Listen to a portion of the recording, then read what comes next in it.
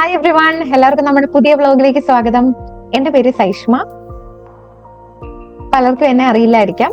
അപ്പോ ഇന്ന് ഞാൻ ഒത്തിരി നാളുകൾക്ക് ശേഷമാണ് ഒരു ഓപ്പൺ ടോക്കിന് വന്നത്. അപ്പോ കുറച്ച് കാര്യങ്ങളൊക്കെ സംസാരിക്കാം എന്ന് വിചാരിച്ചു. അപ്പോ ഞാനിപ്പോ ഒരു മൈൻഡ് വെൽനസ് സ്പെഷ്യലിസ്റ്റ് ആയിട്ടാണ് വർക്ക് ചെയ്യുന്നത്. അത് പാർട്ട് ടൈം ആണ്. എന്റെ ഒരു ജോബ് ഒരു കറക്റ്റ് ഒരു ജോബ് അതല്ല. ഞാനൊരു പാർട്ട് ടൈം ആയിട്ട് ഒത്തിരി പേരെ ഹെൽപ്പ് ചെയ്യണം എന്നുള്ള ഉദ്ദേശത്തോടു കൂടിയാണ് ഞാൻ ഈ ഒരു കൗൺസിലിംഗ് മേഖലയിലോട്ട് വരുന്നത്. അപ്പൊ ജസ്റ്റ് ഒരു ഇൻട്രൊഡക്ഷൻ എന്നെ പറ്റി പറയാം. ഞാൻ എവിടെയും പറഞ്ഞിട്ടില്ല.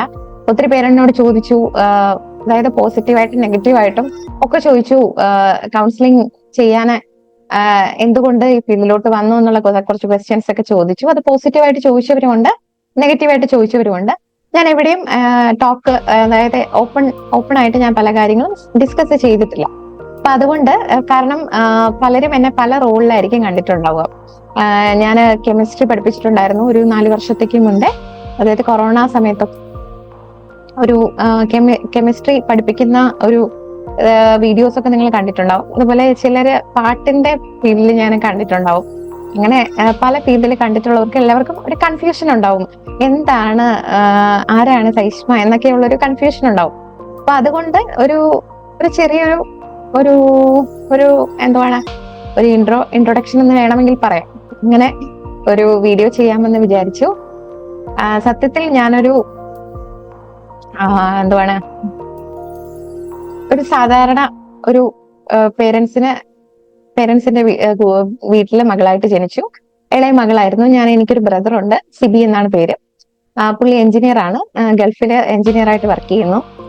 അപ്പോ എല്ലാവരെയും പോലെ എന്റെ പേരൻസ് എന്നെ കുറെ സ്ട്രഗ്ലിങ്ങിലൂടെയൊക്കെയാണ് എന്നെ പഠിപ്പിച്ചത്. കാരണം ഒത്തിരി പ്രശ്നങ്ങളിലൂടെയും ഒക്കെ എന്റെ ഫാദറിന് ഒത്തിരി ഹെൽത്ത് ഇഷ്യൂസും അതായത് ആക്സിഡന്റ്സ് ഒക്കെ രണ്ട് മൂന്ന് പ്രാവശ്യം പറ്റിയിട്ടുണ്ടായിരുന്നു. അങ്ങനെ എന്റെ ഒരു ചൈൽഡ്ഹുഡിൽ ഒത്തിരി സ്ട്രഗ്ലിങ്ങിലൂടെയാണ് ഞാൻ സ്റ്റഡിക്ക് വേണ്ടിയിട്ട് ഇമ്പോർട്ടൻസ് കൊടുത്തത്. അപ്പോൾ എന്റെ മദർ എന്ന് പറയുന്നത് നല്ല പഠിക്കുന്ന ഒരാളായിരുന്നു.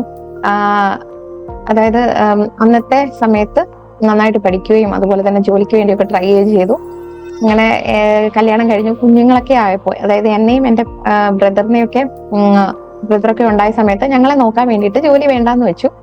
അങ്ങനെ അമ്മ ഒരു ടീച്ചറായിട്ട്, അതായത് ട്യൂഷനൊക്കെ എടുത്ത്, അതായത് 7ാം ക്ലാസ് വരെയുള്ള കുട്ടികളെയൊക്കെ ട്യൂഷൻ എടുത്ത് അങ്ങനെയൊക്കെ ആയിരുന്നു പോയിക്കൊണ്ടിരുന്നത്. അപ്പൊ എനിക്ക് ആ സമയം മുതൽ ടീച്ചിങ്ങിനോടൊക്കെ ഒരു ഇൻട്രസ്റ്റ് ഉണ്ടായിരുന്നു. അങ്ങനെ ഒരു പാഷനായിട്ട് കൊണ്ട് നടന്നിട്ടാണ് ഞാൻ ആ ടീച്ചിങ് എന്ന് പറയുന്ന ഫീൽഡും കൂടെ തെരഞ്ഞെടുത്തത്. അതായത് എന്റെ ഒരു സൈഡ് ഒരു പ്രൊഫഷൻ പോലെ ഞാൻ കൊണ്ട് നടക്കുന്നതാണ്. അപ്പൊ സത്യത്തിൽ എനിക്ക് കുഞ്ഞുനാൾ മുതലേ ഒരു ഡോക്ടർ ആവണമെന്നായിരുന്നു ആഗ്രഹം. അങ്ങനെ അതിനു വേണ്ടി ട്രൈ ചെയ്തു.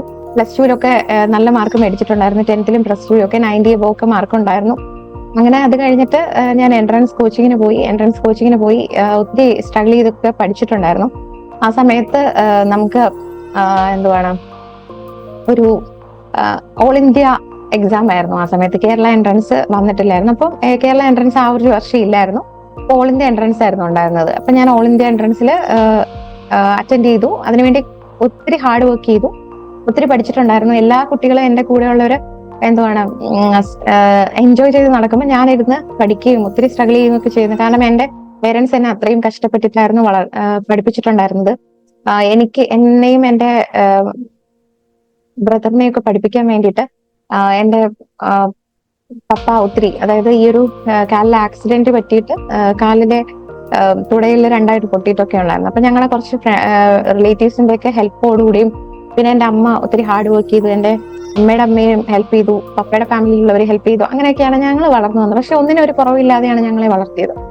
അങ്ങനെ അമ്മ ഒത്തിരി സ്ട്രഗിൾ ചെയ്ത് ഞങ്ങളെ പഠിപ്പിക്കാൻ വേണ്ടിയിട്ട്, അതായത് ഞങ്ങൾ എങ്ങനെയെങ്കിലും രക്ഷപ്പെടാൻ വേണ്ടിയിട്ടൊക്കെ ഒത്തിരി സ്ട്രഗിൾ ചെയ്തിട്ടുണ്ടായിരുന്നു, ഒത്തിരി കഷ്ടപ്പെട്ടിട്ടുണ്ടായിരുന്നു. അപ്പൊ എന്നെ അങ്ങനെയൊക്കെ പഠിപ്പിച്ചിട്ടുണ്ടായിരുന്നു എന്റെ ഫാദറും മദറും. ഇപ്പം പപ്പയ്ക്ക് കാല് വയ്യായെങ്കിലും ഒത്തിരി എന്റെ പഠനത്തിന് വേണ്ടിയൊക്കെ പുള്ളി ഒത്തിരി ഹെൽപ്പ് ചെയ്തിട്ടുണ്ടായിരുന്നു. അതായത് അത്രയും എന്നെ ഒരു പൊന്നു പോലെയാണ് കൊണ്ട് നടന്നത്. ഞാൻ ഒരു ഇളയ കുട്ടിയാണല്ലോ. അപ്പൊ അങ്ങനെ ആ ഒരു എന്താണ് സിൻസിയാരിറ്റിയോട് കൂടി തന്നെയാണ് ഞാൻ പഠിച്ചത്. അങ്ങനെ എനിക്ക് നല്ല മാർക്കുണ്ടായിരുന്നു. പക്ഷെ ആ സമയത്ത് ഓൾ ഇന്ത്യ എൻട്രൻസ് ആയപ്പോൾ നമുക്ക് കേരള ഇതില് എന്തുവാണ് നമുക്ക് ഗവൺമെന്റ് മെഡിക്കൽ കോളേജിൽ കിട്ടാനുള്ള ചാൻസസ് കുറവായിരുന്നു. എനിക്ക് ഓൾ ഇന്ത്യ റാങ്ക് വന്നു. പിന്നെ എനിക്ക് റിസർവേഷനോ അങ്ങനെയൊന്നും ഇല്ല, ജനറൽ കാറ്റഗറിയിലാണ് വന്നുകൊണ്ടിരുന്നത്. അപ്പൊ അങ്ങനെ വന്നപ്പോ എനിക്ക് വല്ലാത്തൊരു വിഷമമൊക്കെ ആയിരുന്നു. എനിക്ക് എന്നെ ഗൈഡ് ചെയ്യാൻ ആരുമില്ല, ഹെൽപ്പ് ചെയ്യാൻ ആരുമില്ല, എന്ത് ചെയ്യണമെന്ന് അറിയില്ല.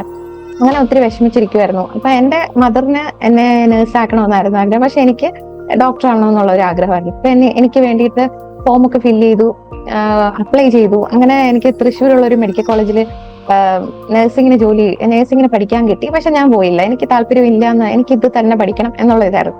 അങ്ങനെ എന്റെ റിലേറ്റീവ്സ് ഒക്കെ ഹെൽപ്പ് ചെയ്താൽ എനിക്ക് പോവായിരുന്നു, പക്ഷെ ആരും ഹെൽപ്പ് ചെയ്യാനുണ്ടായിരുന്നില്ല. അത് മാത്രമല്ല, ഞാൻ ഏറ്റവും കൂടുതൽ റെസ്പെക്ട് ചെയ്യും സ്നേഹിക്കുകയും ചെയ്ത എന്റെ ഫാമിലിയിലുള്ള ഒരാള് എന്നെ ഒത്തിരി ഹേർട്ട് ചെയ്യുന്ന രീതിയിൽ സംസാരിച്ചു. നിനക്ക്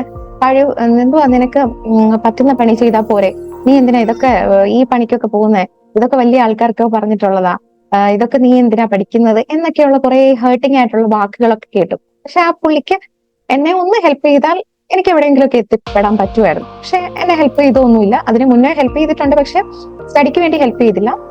അതുപോലെ എന്റെ ഒരു വല്യമ്മയുണ്ട്, എന്റെ ഒരു അങ്കിൾ ഉണ്ട്, ഇവരൊക്കെ എന്നെ ഹെൽപ്പ് ചെയ്യാമെന്ന് പറഞ്ഞു. പക്ഷെ ആ ഒരു വാക്കിൽ ഞാൻ അവിടെ ഡൗൺ ആയിപ്പോയി. പിന്നെ എനിക്ക് പഠിക്കണമെന്നുള്ള, അതായത് ഈ ഒരു മെഡിക്കൽ ഫീൽഡ് പഠിക്കണമെന്നുള്ള ഒരു ആഗ്രഹം എന്റെ മനസ്സിൽ വന്നില്ല.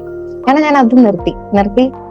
ഞാൻ വല്ലാത്തൊരു വിഷമത്തിലും ഒരു ഡൗൺ ആയിപ്പോയ ഒരു അവസ്ഥയായിരുന്നു. കാരണം ഞാൻ അന്ന് തൊട്ടാവാടി പോലെയായിരുന്നു. സൈഷ്മ ഈസ് ഈക്വൽ ടു തൊട്ടാവാടി എന്ന് വേണമെങ്കിൽ പറയാം. അങ്ങനൊരു ആളായിരുന്നു ഞാൻ. ആരെങ്കിലും പറയുമ്പോൾ എനിക്ക് പെട്ടെന്ന് വിഷമം വരും, പിന്നെ ഞാൻ ഡൗൺ ആയി പോകും. അങ്ങനത്തെ ഒരു ഇതായിരുന്നു. ആരോടും തിരിച്ച് പ്രതികരിക്കുന്ന ഒരു ടൈപ്പ് അല്ലായിരുന്നു ഞാൻ പ്ലസ് ടു ഒക്കെ പഠിക്കുന്ന സമയത്ത്. ആ സമയത്ത് ഞാൻ ട്യൂഷനൊക്കെ എടുക്കുമായിരുന്നു. അമ്മ ട്യൂഷൻ എടുക്കുന്ന കണ്ടിട്ട് എനിക്ക് പഠിപ്പിക്കുന്ന കാര്യത്തോട് ഭയങ്കര ഇഷ്ടമായത് ഞാൻ അങ്ങനെ പഠിപ്പിക്കുമായിരുന്നു. അപ്പോ അതിന്റെ സൈഡായിട്ട് അങ്ങനെ കൊണ്ടുപോയിരുന്നു. അന്ന് മുതലേ ഞാൻ പ്ലസ് ടു കഴിഞ്ഞപ്പോൾ മുതലേ എനിക്ക് വേണ്ടി ഒരു ഇൻകം ഞാൻ ജനറേറ്റ് ചെയ്യുമായിരുന്നു വീട്ടിൽ, എന്റെ കാര്യത്തിന് വേണ്ടിയിട്ട്. അതായത് എനിക്കൊരു ഡ്രസ്സ് മേടിക്കണമെങ്കിലോ എനിക്ക് എന്തെങ്കിലും ഒരു പേഴ്സണൽ കാര്യത്തിന് വേണ്ടിയിട്ടോ ഞാൻ വീട്ടുകാരോട് ഒത്തിരി ചോദിക്കത്തില്ല. കാരണം എനിക്ക് സിറ്റുവേഷൻസ് അറിയാന്നുള്ളത് കൊണ്ട് ഞാൻ അതിന് വേണ്ടിയിട്ട് ഇൻകം ഉണ്ടാക്കി എന്റെ കാര്യങ്ങൾക്ക് വേണ്ടി ഞാനത് ചെലവഴിക്കും. അങ്ങനത്തെ ഒരു അവസ്ഥയായിരുന്നു. പിന്നെ കുറച്ച് വീട്ടിൽ പേരൻസിന് കൂടെ അവർക്ക് ആവശ്യമില്ല, പക്ഷെ അവരെ ഞാൻ ഒരിക്കലും ബുദ്ധിമുട്ടിക്കാനായിട്ട് ശ്രമിച്ചിട്ടില്ലായിരുന്നു. അങ്ങനെ എന്റെ ബ്രദർ എഞ്ചിനീയറിംഗ് പഠിക്കാൻ പോയി. ലോണിലായിരുന്നു പഠിച്ചിട്ടുണ്ടായിരുന്നു പുള്ളി. കാരണം ഞങ്ങൾക്ക് സാമ്പത്തികമായിട്ടുള്ള ബുദ്ധിമുട്ടുകൾ ഉണ്ടായിരുന്നു. പുള്ളി നല്ലോണം പഠിക്കുന്ന ഒരാളായിരുന്നു. പക്ഷെ ഞങ്ങളുടെ വീട്ടിലെ സാഹചര്യങ്ങൾ ഞങ്ങൾക്ക് അത്രയും ഒരു കംഫർട്ട് ആയിട്ടുള്ള ഒരു സോൺ അല്ലായിരുന്നു ഞങ്ങളുടേത്. അങ്ങനെ ഒത്തിരി സ്ട്രഗിൾ ചെയ്തു. പുള്ളി പഠിക്കുന്നുണ്ടായിരുന്നു. ഞാൻ ആ എൻട്രൻസിന് പോകുന്ന സമയത്ത് എന്റെ ഫാദറിന് കാലിലൊരു കമ്പി ഇട്ടിട്ടുണ്ടായിരുന്നു. അതായത് ആക്സിഡന്റ് പറ്റിയിട്ട് 2 പ്രാവശ്യം ബുദ്ധിമുട്ടൊക്കെ ആയി, അങ്ങനെ നടക്കാൻ പറ്റാത്തൊരവസ്ഥയാണ്. എങ്കിലും എനിക്ക് വേണ്ടിയിട്ട് ഞങ്ങളുടെ ആഗ്രഹങ്ങൾ, എന്റെയും ബ്രദറിന്റെ ഒക്കെ ആഗ്രഹങ്ങൾ, എന്റെ എൽഡർ ബ്രദറാണ്. അപ്പൊ പുള്ളി നന്നായിട്ട് പാടുന്ന ഒരാളായിരുന്നു. എന്റെ പപ്പ ഒരു പാട്ടുകാരനായിരുന്നു. അമ്മ നന്നായിട്ട് പാടുന്ന ഒരാളാ. ഞങ്ങളൊരു ഒരു മ്യൂസിക് ഫാമിലിയാണ്. പക്ഷെ മ്യൂസിക്കിന് ഞങ്ങൾ ഇമ്പോർട്ടൻസ് കൊടുത്തിരുന്നില്ല. എന്റെ ഫാദർ ഒരു പ്രൊഫഷണൽ പാട്ടുകാരനായിരുന്നു. പിന്നെ ആ ഒരു പാട്ടിന്റെ ഇതിൽ പോയത് കൊണ്ട് പുള്ളിയുടെ എഡ്യൂക്കേഷൻ പുള്ളിക്ക് കോൺസെൻട്രേറ്റ് ചെയ്യാൻ പറ്റാത്തതിന്റെ ഒരു വിഷമം ഉള്ളത് കൊണ്ട് ഞങ്ങളെ അങ്ങനെ ഒരു പാട്ടിന്റെ വഴിയിലോട്ട് ഞങ്ങളെ വിട്ടില്ല. അപ്പൊ ഞങ്ങൾക്ക് ഇമ്പോർട്ടൻസ് പാട്ടിന് വേണ്ട, സ്റ്റഡിക്ക് കൊടുത്താൽ മതി എന്ന് പറഞ്ഞിരുന്നു. എന്റെ ബ്രദർ നന്നായിട്ട് പാടുന്ന ഒരാളായിരുന്നു. അമ്മയും അമേസിംഗ് ആയിട്ട് പാടുന്ന ഒരാളായിരുന്നു. പപ്പ പ്രൊഫഷണലി പാടുന്ന ഒരാളായിരുന്നു. ഒരുപാട് സ്ഥലങ്ങളിലൊക്കെ പോകും. ആ സമയത്തൊക്കെ അങ്ങനെ ഫേമസ് ഒന്നുമല്ല, എല്ലായിടത്തും പാടാനൊക്കെ പോകും. നന്നായിട്ട് പാടുന്നൊരു ആളായിരുന്നു. 2 വയസ്സ് മുതലേ സംഗീതമൊക്കെ പഠിച്ചിട്ടുള്ള ഒരാളായിരുന്നു. ബേസിക് ഒക്കെ ഉള്ള ഒരാളായിരുന്നു. അപ്പോ ഞങ്ങളെ പഠിക്കാനായിട്ട്, അതായത് എനിക്കും ആ ഒരു ടാലന്റ്, എനിക്കും ബ്രദറിനും ഒക്കെ ടാലന്റ് ഉണ്ടെങ്കിലും ഞങ്ങളെ അങ്ങനെ എഡ്യൂക്കേഷന് വേണ്ടി ഇമ്പോർട്ടൻസ് കൊടുത്താണ് ഞങ്ങളെ മുന്നോട്ട് കൊണ്ടുപോയത്. അങ്ങനെ ഞങ്ങളുടെ ഒരു ബാല്യകാലത്ത് ഒത്തിരി സ്ട്രഗിളിങ്ങിലൂടെയാണ് ഞങ്ങൾ കടന്നുപോയത്. പക്ഷെ എന്റെ ബ്രദർ എഞ്ചിനീയറിംഗ് ഫീൽഡിലോട്ട് പോയി. എനിക്ക് എന്ത് ചെയ്യണമെന്ന് അറിയില്ല. ഞാൻ ഈ ഒരു എൻട്രൻസ് കോച്ചിങ് എന്ന് പറയുന്നത് എന്റെ ആഗ്രഹം കൊണ്ടാണ് എന്റെ ഫാദറും മദറും എന്നെ വിടുന്നത്. എന്റെ പപ്പ ആരോടൊക്കെയോ കടമൊക്കെ ചോദിച്ചിട്ട് അങ്ങനെയൊക്കെയാണ് എന്നെ എൻട്രൻസ് കോച്ചിങ്ങിന് വിടുന്നത്. അപ്പൊ ഞാൻ സിൻസിയർ ആയിട്ട് പഠിക്കുക തന്നെ ചെയ്തു. എന്റെ കൂടെയുള്ള ഫ്രണ്ട്സ് ഒക്കെ അടിച്ചു പൊളിച്ച് നടക്കുമ്പോൾ ഞാൻ റൂമിൽ ഇരുന്ന് പഠിക്കും. പിന്നെ ലീവ് ഒക്കെ കിട്ടുമ്പോൾ ഞാൻ വീട്ടിൽ പോകത്തില്ല, അവിടെ ഹോസ്റ്റലിൽ ഇരുന്ന് പഠിക്കും.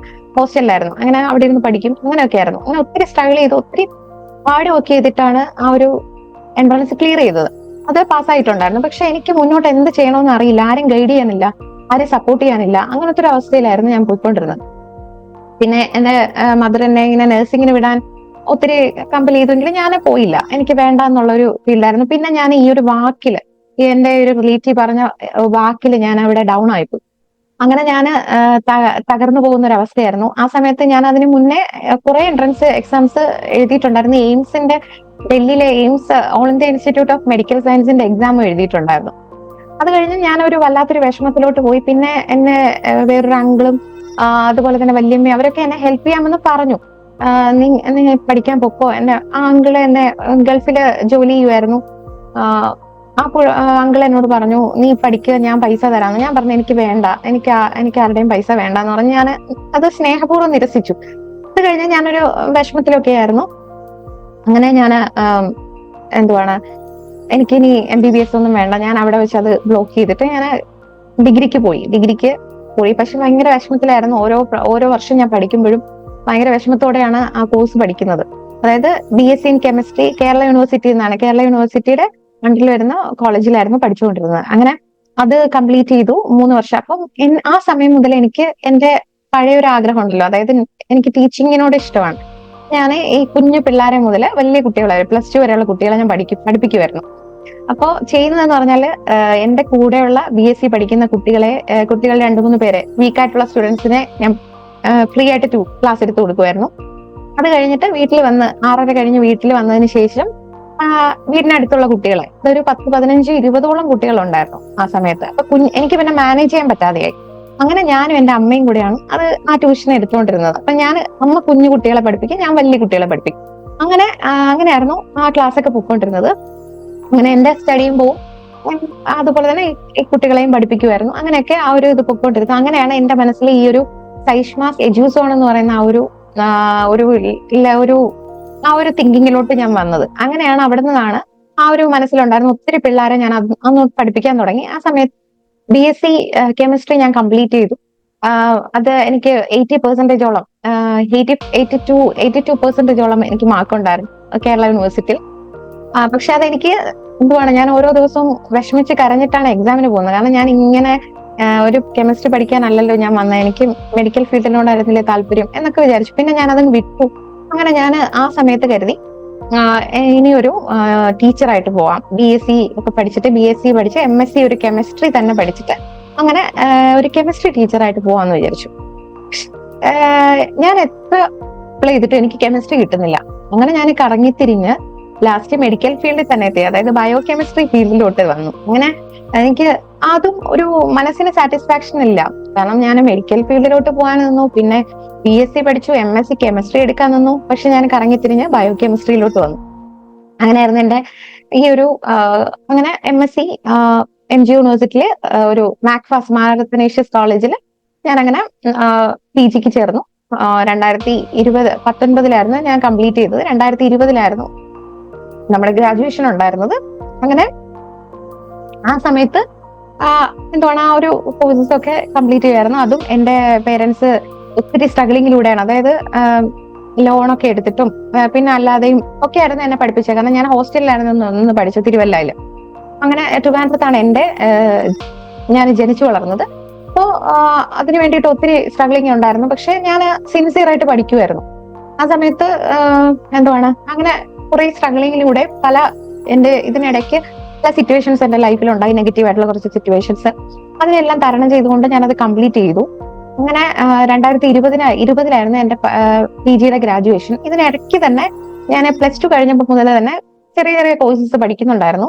അതായത് DCA, എന്താണ് diploma in computer application, graphic designing, animation, ഇതൊക്കെ ഭയങ്കര ഇഷ്ടമാണ്. എനിക്ക് എഡിറ്റിംഗ് ഒക്കെ ഭയങ്കര ഇഷ്ടമായിരുന്നു. അങ്ങനെ എന്താണ് ആനിമേഷൻ പഠിച്ചിട്ടുണ്ടായിരുന്നു, ഫോട്ടോഷോപ്പ്, ഗ്രാഫിക് ഡിസൈനിങ് ഇതൊക്കെ പഠിച്ചിട്ടുണ്ടായിരുന്നു. പിന്നെ ടാലി ഇതൊക്കെ പഠിച്ചിട്ടുണ്ടായിരുന്നു. ഇതൊക്കെ കംപ്ലീറ്റ് ചെയ്തിട്ടുണ്ടായിരുന്നു. അങ്ങനെ ഈ ഒരു PG ഞാൻ കംപ്ലീറ്റ് ചെയ്തു. PG കംപ്ലീറ്റ് ചെയ്തതിനു ശേഷം കംപ്ലീറ്റ് ചെയ്യുന്ന സമയത്ത് നമ്മുടെ കൊറോണയായിരുന്നു. അതായത് കംപ്ലീറ്റ് ചെയ്ത് ഞാൻ ഇറങ്ങുമ്പോൾ കൊറോണയാണ്. അപ്പോൾ ഈ ഒരു PG പഠിക്കുന്ന സമയത്ത് ഞാൻ പഠിച്ചത്, അതായത് ഞാൻ ഇന്റേൺഷിപ്പ് ചെയ്തത് എന്താണ് നിസ്റ്റിലായിരുന്നു. അതായത് national institute of Inter disciplinary science and ടെക്നോളജിയുടെ അതായത് ഈ ഒരു നിസ്റ്റ് എന്ന് പറയും, CSIR നിസ്റ്റ്, അത് പാപ്പനംകോടാണ്, ട്രിവാൻഡ്രത്ത്. അവിടെ ഞാൻ വർക്ക് ചെയ്തുകൊണ്ടിരിക്കുമ്പോഴാണ് അവിടെ ഇങ്ങനെ പ്രൊജക്ട് സ്റ്റുഡന്റ് ആയിട്ട് വർക്ക് ചെയ്തുകൊണ്ടിരിക്കുമ്പോൾ ക്യാൻസർ സെൽസിനെ പറ്റിയുള്ള സ്റ്റഡി ആയിരുന്നു നമുക്കുണ്ടായിരുന്നത്. അപ്പോൾ ഞാൻ അന്ന് ചിന്തിക്കുമായിരുന്നു, ഞാൻ ഒരു മെഡിക്കൽ ഡോക്ടർ, അതായത് ഓങ്കോളജി ഡോക്ടറായിട്ട് പോകണമെന്നുള്ളൊരു ആഗ്രഹമായിരുന്നു എനിക്ക് ഉണ്ടായിരുന്നത്. പക്ഷേ ഞാൻ കറങ്ങി തിരിഞ്ഞ് ഒരു കെമിസ്ട്രിയിലോട്ട് പോയി, പിന്നെ എന്താണ് ബയോ കെമിസ്ട്രിയിൽ വന്നു. കറങ്ങി തിരിഞ്ഞ് ഞാൻ ഒരു CSIR നെസ്റ്റിൽ എനിക്ക് ഒരു സ്കോളർഷിപ്പ്, അതായത് ഒരു പൈസ പോലും അടയ്ക്കാൻ, അതായത് ഒരു പൈസ പോലും ഇല്ലാതെ ഫ്രീ ആയിട്ടാണ് എനിക്കവിടെ കിട്ടിയത്. കാരണം പല കുട്ടികളും 24-25 രൂപയൊക്കെ കൊടുക്കുമ്പോൾ എനിക്ക് ഫ്രീ ആയിട്ട് അവിടെ സ്കോളർഷിപ്പ് പോലെ ഞാൻ അവിടെ വർക്ക് ചെയ്യുമായിരുന്നു. അതായത് പ്രോജക്ട് സ്റ്റുഡന്റ് ആയിട്ട് വർക്ക് ചെയ്യുമായിരുന്നു. അങ്ങനെ ഞാൻ അവിടെ അത് കംപ്ലീറ്റ് ചെയ്തു. ആ സമയത്താണ് ക്യാൻസർ സെൽസിനെ പറ്റിയുള്ള സ്റ്റഡി ആയിരുന്നു നടത്തിയിരുന്നത്. അപ്പോ അത് ആ സമയത്ത് ഞാൻ ചിന്തിക്കുമായിരുന്നു, അതായത് നമ്മളെ മനസ്സിലുള്ള ആഗ്രഹം നമ്മൾ മറന്നാൽ പോലും ദൈവം മറക്കത്തില്ല എന്നുള്ളത്. അങ്ങനെ ഞാൻ ഈ ഒരു എന്തുവാണ് ഈ ഒരു ഓങ്കോളജി ഇതിന്റെ ഇപ്പൊ എനിക്ക് ഓങ്കോളജിയിലെ ഒന്ന് സ്റ്റഡി നടത്തണമെന്നൊക്കെയുള്ള ഒരു ആഗ്രഹമായിരുന്നു. അങ്ങനെ അവിടെ നിന്ന് ഞാൻ ഇറങ്ങി. പിന്നെ കാണുന്നത് ആ സമയത്താണ് എന്റെ ലൈഫിൽ കുറെ നെഗറ്റീവ് ആയിട്ടുള്ള സിറ്റുവേഷൻസ് എന്റെ ലൈഫിൽ ഉണ്ടായി. എനിക്കൊരിക്കലും എന്തുവാണ് ചിന്തിക്കാൻ പോലും കഴിയാത്ത, ഞാൻ പ്രതീക്ഷിക്കാത്ത പല പല സിറ്റുവേഷൻസ് എന്റെ ലൈഫിൽ ഉണ്ടായി. ആ സമയത്ത് എന്റെ മദറിന്റെ അമ്മച്ചി, അതായത് എന്റെ അമ്മയുടെ അമ്മ, എന്റെ ഗ്രാൻഡ് മദർ, ഇനി എന്റെ വ്ലോഗിലൊക്കെ നിങ്ങൾ കണ്ടിട്ടുണ്ടാവും. പുള്ളിക്കാരി 88 വയസ്സോളം ഇപ്പോൾ ഉണ്ട്. ആ പുള്ളിക്കാരിക്ക് പെട്ടെന്ന് സ്ട്രോക്ക് വരുന്നു. ഇതിനു മുന്നേ, അതായത് എന്റെ ഫാദറിന്റെ പേരൻസ് ഒക്കെ ഞാൻ ജനിക്കുന്നതിന് മുമ്പ് മരിച്ചത്. അപ്പൊ എനിക്ക് കുറച്ചുകൂടെ അറ്റാച്ച്മെന്റ് കൂടുതൽ എന്റെ മദറിന്റെ പേരൻസിനോടായിരുന്നു. എന്റെ ഗ്രാൻഡ് പാരന്റ്സ് അവര് ഭയങ്കര സ്നേഹമായിരുന്നു. ഞാൻ എന്റെ കുട്ടിക്കാലമൊക്കെ അവിടെയാണ് ആയിരുന്നത്, അവരുടെ കൂടെയൊക്കെ ആയിരുന്നു. എന്റെ പപ്പ ഗൾഫിലായിരുന്ന സമയത്ത് അങ്ങനെയൊക്കെ ആയിരുന്നു അവിടെ. അപ്പം അമ്മച്ചിയുടെ ഒരു പെട്ടെന്ന് മരിക്കുന്ന ഒരു അവസ്ഥയെത്തി, സ്ട്രോക്ക് ഒക്കെ വന്നിട്ട് മരിക്കുന്ന ഒരു അവസ്ഥയെത്തി. അങ്ങനെ ഞങ്ങളുടെ വീട്ടിലാണ് താമസിക്കുന്നത്. ആ സമയത്ത് എനിക്കൊരു ഓപ്പർച്യൂണിറ്റി വന്നിട്ടുണ്ടായിരുന്നു. ഈ CSIR ഞാൻ ഈ വർക്ക് ചെയ്ത അവിടെ തന്നെ എനിക്ക് പ്രോജക്ട് അസിസ്റ്റന്റ് ആയിട്ട് വർക്ക് ചെയ്യാനായിട്ട് എനിക്കൊരു അവസരം കിട്ടി. പക്ഷെ ഈ അമ്മച്ചിക്ക് വേണ്ടി ഞാൻ വേണ്ടാന്ന് വെച്ചു. അമ്മച്ചിയെ നോക്കാൻ വേണ്ടിയിട്ട്, കാരണം എന്റെ അമ്മയ്ക്ക് മാത്രം മാനേജ് ചെയ്യാൻ പറ്റുന്നില്ല, വേറെ ആരും ഹെൽപ്പ് ചെയ്യാനുമില്ല. വേറെ അമ്മയുടെ ഒരു ബ്രദറും ഒരു സിസ്റ്ററും ഒക്കെ ഇടയ്ക്ക് വന്ന് ഹെൽപ്പ് ചെയ്യുന്നുണ്ടായിരുന്നു. അപ്പോൾ ഞങ്ങൾക്ക് ഉറങ്ങാൻ പറ്റത്തില്ല, ഓർമ്മയില്ല, വല്ലാത്തൊരവസ്ഥ. ഹോസ്പിറ്റലൈസ്ഡ് ആണ്. ആ സമയത്ത് എന്റെ ബ്രദർ ഗൾഫിലോട്ട് പോയി എഞ്ചിനീയർ ആയിട്ട്. പുള്ളിയുടെ എഞ്ചിനീയറിംഗ് സ്റ്റഡിയും ഇടയ്ക്ക് വെച്ച് നിൽക്കുന്ന ഒരു അവസ്ഥയായിരുന്നു. കാരണം നമ്മുടെ സാമ്പത്തിക ബുദ്ധിമുട്ടുകൾ കാരണം എന്റെ പപ്പയ്ക്ക് അപ്രതീക്ഷിതമായിട്ടുണ്ടായ ഒരു വലിയൊരു ആക്സിഡന്റ് ആയിരുന്നു. പപ്പ ഗൾഫിൽ നല്ലൊരു പൊസിഷനിൽ ഇരുന്നതാ. പക്ഷെ ഞാൻ പലപ്പോഴും ചിന്തിച്ചിട്ടുണ്ടായിരുന്നു, പപ്പ ഗൾഫിൽ നല്ലൊരു പൊസിഷനിലായിരുന്നെങ്കിൽ ഞങ്ങൾക്ക് ഇങ്ങനെ ഒരു അവസ്ഥ വരത്തില്ലായിരുന്നല്ലോ, സാമ്പത്തികമായിട്ടുള്ള ബുദ്ധിമുട്ടുകളൊന്നും നേരിടേണ്ടി വരത്തില്ലായിരുന്നല്ലോ എന്നൊക്കെ ഞാൻ ചിന്തിച്ചിട്ടുണ്ടായിരുന്നു. പക്ഷെ എല്ലാം നല്ലതിനാണെന്ന് ഞാനിപ്പോ ചിന്തിക്കുവാണ്. അങ്ങനെ എന്റെ ബ്രദറിന്റെ സ്റ്റഡി, ഈ ഒരു ഫീസ് അടയ്ക്കാൻ പറ്റാതെ അവര് യൂണിവേഴ്സിറ്റിയിൽ നിന്ന് എക്സാം എഴുതാതെ പുറത്താക്കിയിട്ടുണ്ടായിരുന്നു. അങ്ങനെയുള്ള സിറ്റുവേഷൻസ് എന്റെ ബ്രദറിന്റെ ലൈഫിലുണ്ടായി. അങ്ങനെ പുള്ളിയും കുറെ സ്ട്രഗിൾ ചെയ്തു. പുള്ളി അത് കംപ്ലീറ്റ് ചെയ്തു. അങ്ങനെ പുള്ളി ഗൾഫിലോട്ട് ജോലിക്കായിട്ട് പോയി. ആ സമയത്താണ് എന്റെ അമ്മച്ചിക്ക് ഇങ്ങനെ വയ്യാണ്ടാവുന്നത്. അങ്ങനെ ഞാൻ അമ്മച്ചിയെ നോക്കാൻ വേണ്ടി നിന്നു. അങ്ങനെ ഞാനും അമ്മയും കൂടെ ആയിരുന്നു അമ്മച്ചിയെ ജീവിതത്തിലോട്ട് തിരിച്ചു കൊണ്ടുവന്നു. എല്ലാവരും വിചാരിച്ചു മരിക്കും എന്നുള്ളൊരവസ്ഥയായിരുന്നു. പലരും കാണാൻ വരുമായിരുന്നു, അങ്ങനെയുള്ള ഒരവസ്ഥ. പക്ഷെ ആ സമയത്ത് ഞാനിങ്ങനെ ദൈവത്തോട് എനിക്ക് ജീസസിനെ ഭയങ്കര ഇഷ്ടമാണ്. ഇപ്പം എന്റെ 7ാം ക്ലാസ്സിൽ വെച്ചിട്ടാണ് ഞാൻ ജീസസിനെ യഥാർത്ഥമായിട്ട് അറിയുന്നത്. അപ്പം ജീസസിനോട് ഞാൻ പറഞ്ഞു, ഞാൻ ഇനി കല്യാണമൊക്കെ കഴിഞ്ഞ് എനിക്കൊരു കുഞ്ഞുണ്ടാവുന്നത്, എന്റെ കുഞ്ഞിനെ കാണാനുള്ളൊരു ഭാഗ്യം അമ്മാമ്മയ്ക്ക് കൊടുക്കണേ. കാരണം അമ്മാമ്മ വേറൊരു അതായത് അമ്മയുടെ അമ്മച്ചി പുള്ളിക്കാരി വേറെ പേരക്കുട്ടികളെ ഒന്നും കണ്ടിട്ടില്ല. മക്കളുടെ മക്കളെ കണ്ടിട്ടുണ്ട്, അവരുടെ മക്കളെ കണ്ടിട്ടില്ല, 4ാമത്തെ തലമുറ കണ്ടിട്ടില്ല. അപ്പൊ എനിക്കൊരാഗ്രഹം ഉണ്ടായിരുന്നു, എന്റെ കുഞ്ഞിനെ കാണാനുള്ളൊരു അവസരം കൊടുക്കണേ. അന്ന് എനിക്ക് കല്യാണത്തെ പറ്റി ഞാൻ ചിന്തിച്ചിട്ടേ ഇല്ല, കല്യാണം കഴിക്കുമെന്ന് വിചാരിച്ചിട്ടില്ല. കാരണം അന്ന് പഠിച്ച് കഴിഞ്ഞതേ ഉള്ളൂ, 2019. ആ സമയത്ത് പഠിച്ച് കഴിഞ്ഞു. ഇത് കഴിഞ്ഞ് 2020 ജാനുവരിയിലായിരുന്നു എന്റെ ഗ്രാജുവേഷൻ നടക്കുന്നത്, അതായത് PG ഗ്രാജുവേഷൻ നടക്കുന്നു. ഇത് കഴിഞ്ഞ് പിറ്റേ മാസം മുതൽ കൊറോണ വരുവാണ്. ആ സമയത്ത് ഞാൻ ഈ ഒരു IELTS വേണ്ടി പ്രിപ്പയറിംഗ് കൂടെ ചെയ്യുന്നുണ്ടായിരുന്നു. ഈ സമയത്ത് എനിക്ക് വർക്ക് ചെയ്യണമെന്നുള്ളൊരു താല്പര്യം വന്നു. മറ്റേ ഒരു ഓപ്പർച്യൂണിറ്റി CSIR നെസ്റ്റിലെ ഞാൻ അവിടെ തന്നെ വർക്ക് ചെയ്തുകൊണ്ടിരുന്ന അവിടെ അതിന്റെ ഓപ്പർച്യൂണിറ്റി പോയി. കാരണം അമ്മച്ചിക്ക് വേണ്ടി ഞാൻ വേണ്ടാന്ന് വെച്ചു. അത് കഴിഞ്ഞിട്ട് ഞാൻ നേരെ ഗവൺമെന്റ് മെഡിക്കൽ കോളേജ്, ട്രിവാൻഡ്രത്തെ ഗവൺമെന്റ് മെഡിക്കൽ കോളേജിൽ ട്രെയിനി ആയിട്ട് കയറുവാണ്, ലാബിൽ വർക്ക് ചെയ്യാനായിട്ട്. ആ സമയത്ത് എനിക്ക് ഒരിക്കലും എന്റെ വീട്ടുകാരെ ബുദ്ധിമുട്ടിക്കണമെന്ന് താല്പര്യമില്ല. അപ്പൊ അതുകൊണ്ട് ഞാൻ ഒരാളോട് ഒരു ഹെൽപ്പ് ചോദിച്ചു, എനിക്കൊരു കോഴ്സും കൂടെ പഠിക്കണം.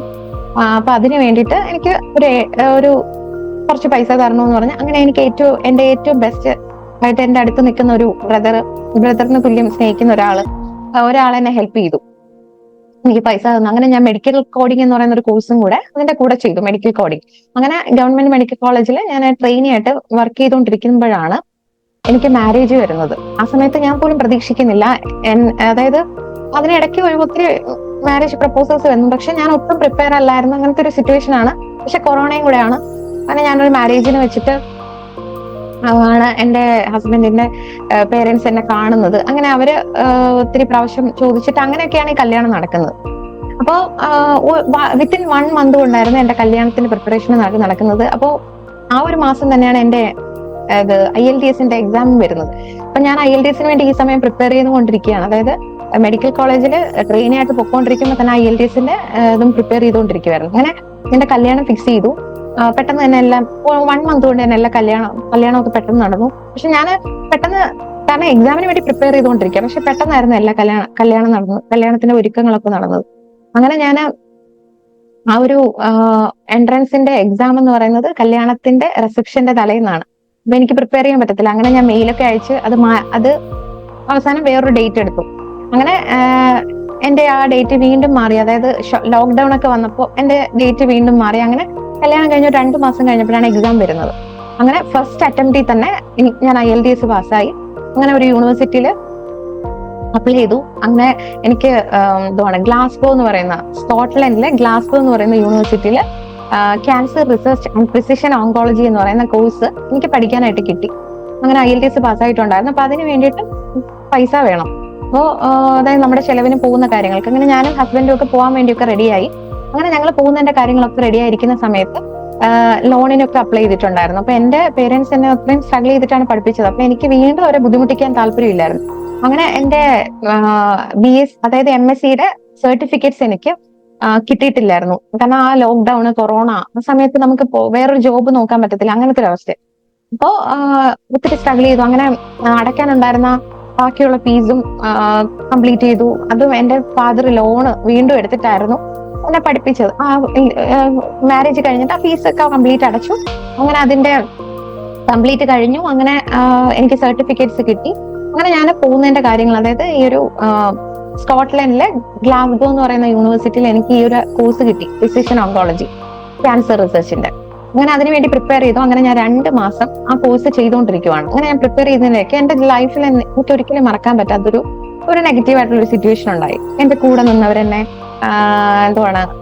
ചതിക്കുന്ന ഒരു അവസ്ഥയും, അതായത് ഞാൻ എല്ലാവരെയും സ്നേഹിക്കുകയും എല്ലാവരെയും വിശ്വസിക്കുകയും ചെയ്യുന്ന ഒരു ക്യാരക്ടറായിരുന്നു. പക്ഷെ അങ്ങനെ ഒരു നെഗറ്റീവ് ആയിട്ടുള്ള ഒരു സിറ്റുവേഷൻ എനിക്കത്, അങ്ങനെ ആ ഒരു സിറ്റുവേഷനിൽ ഞാൻ വല്ലാത്തൊരു അവസ്ഥയിലായിപ്പോയി.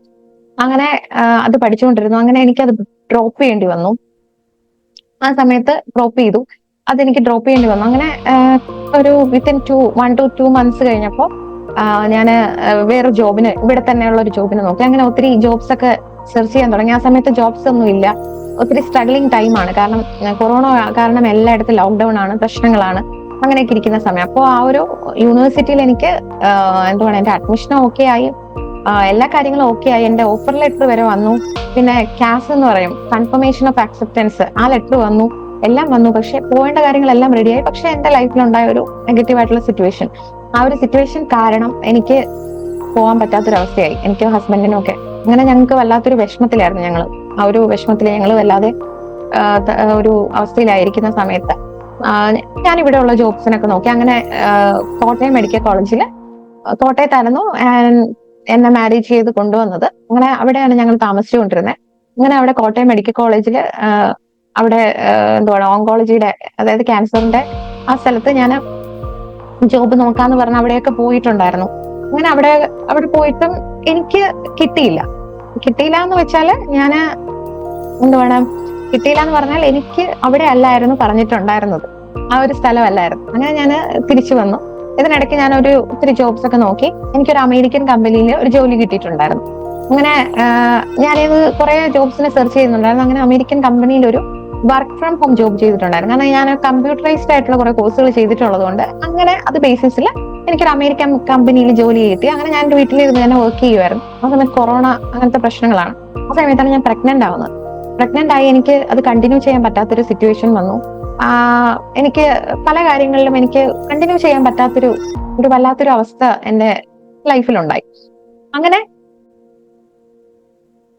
ഞാൻ ആ സമയത്താണ് പ്രഗ്നന്റ് ആവുന്നത്. എനിക്ക് പല ഹെൽത്ത് ഇഷ്യൂസ് വന്നു. അപ്പൊ എന്റെ ചുറ്റുമുള്ള ആൾക്കാരിൽ നിന്നൊക്കെ എനിക്ക് കുറച്ച്, അതായത് അതുവരെ നമ്മുടെ നല്ല കാലത്ത് നമ്മുടെ കൂടെ ഉണ്ടായിരുന്നവരൊക്കെ പതിയെ മാറി തുടങ്ങി.